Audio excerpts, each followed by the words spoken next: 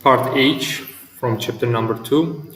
So here we are going to apply what we have learned about sets and Venn diagrams, all the concepts. So we needed them for the reason and to apply them in real life situations.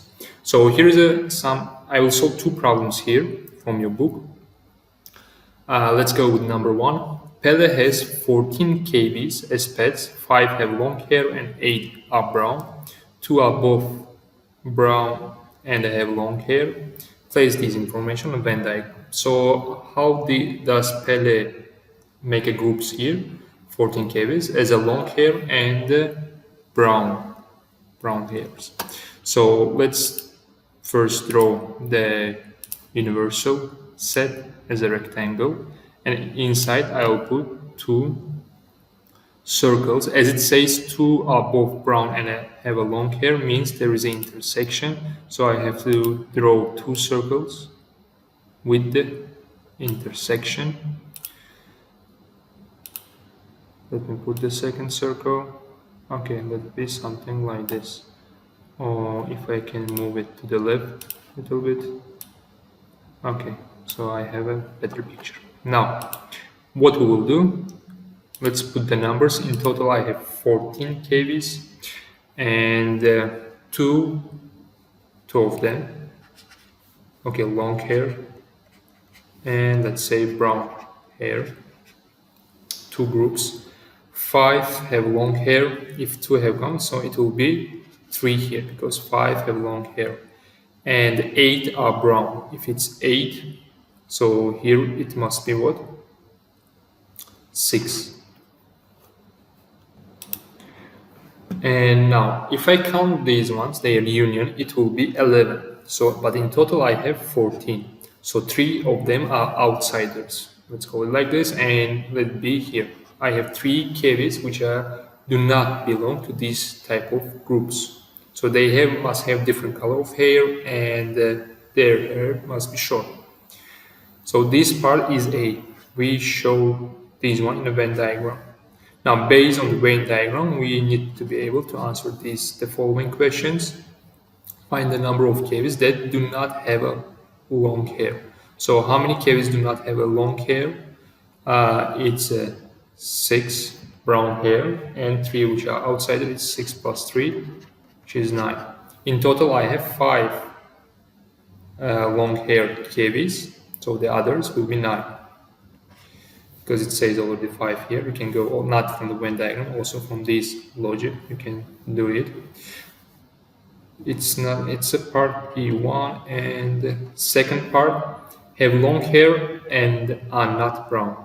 So from here we can see that 3 of them have long hair but not the brown, because 2 of them have long and brown hair. So the total 3 KVs. Let's write like this, 9 KVs here, because we're dealing with the numbers. And the part 3 are neither long hair nor brown, so the others. So there are only 3 such KVs, and they are these ones. Let's move on to the next question, question number 6. This problem is a little bit complicated, so let's read it. In a year group of 63 students, 22 students study biology, 26 chemistry, 25 physics. Then there comes their intersection. Some students study physics, chemistry, some biology, chemistry, and the numbers are given. And there is only one student studies all 3 subjects. So as you can see, I have 3 sets, 3 groups, and they all intersect between each other, and there is also one common intersection for all subjects. So the first part is asked to display this information on a Venn diagram. So let's try to represent it with the first universal set. I must have universal set, and I will have 3 circles, 3 sets. So let's draw them one by one. Then I will have my second group and also the third group. And now let's indicate them. My first group, let it be biology students, and my second group, let it be chemistry student, and my third, let it be physics. Now we should go from the last information from the later information to the former ones. How we're going to go? There is a one student studies all three subjects. So here I have in a bracket one student who studies all these subjects. Then let's go to the intersections. 18 students study both physics and chemistry. Physics and chemistry is here, 80 students. I have already one student here, which is counted, so it will be here 17 students. Then next one, 4 students study biology and chemistry. I have already one here, so the other one will be 3. So 4 students study biology and chemistry. And 3 students study both physics and biology. I have one here, so it will be 2 here. Now we have done with the intersection. Now let's go to the student who study only that particular subjects.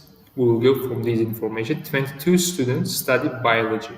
I have some students already listed here. There are 6 students who study biology and some other subjects.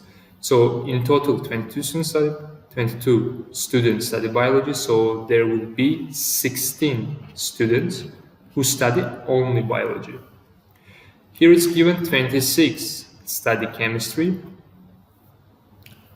26 students study chemistry. So I have how many here? Already in some intersection, 21. So here will be only 5 students study chemistry. 25 students study physics. In intersection, I already have 20. So here again, it will be 5 students study only physics. Now let's count these numbers in red and blues. It will give us the union of these 3 sets. And it also says that there are 63 students in a year group.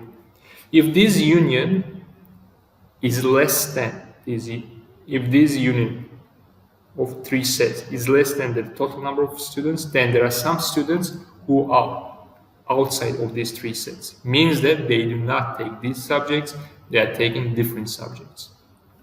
So let's count.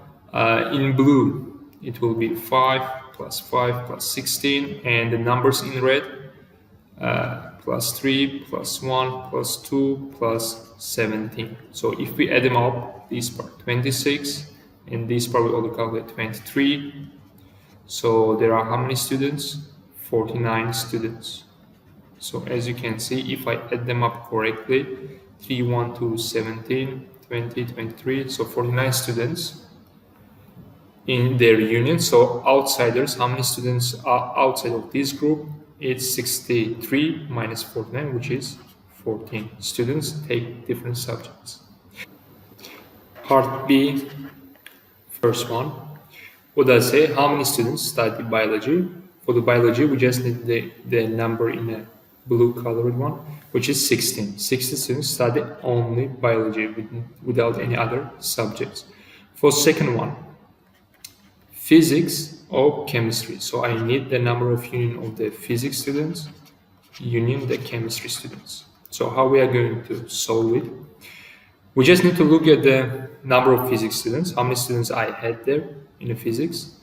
25, you can take as a 25, plus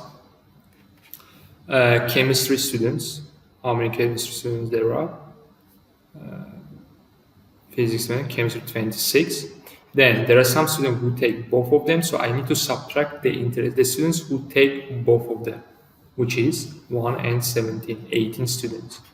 18 students, they take both physics and chemistry, so I just need to subtract because I counting them twice when I add 25 and 26. When I add this one, it will be 51 minus 18, and it will give me 33 students. In part 3, they're asking me none of the biology, physics, or chemistry, the other students who do not take this subject. So as we can see, it's 14 students who take other subjects.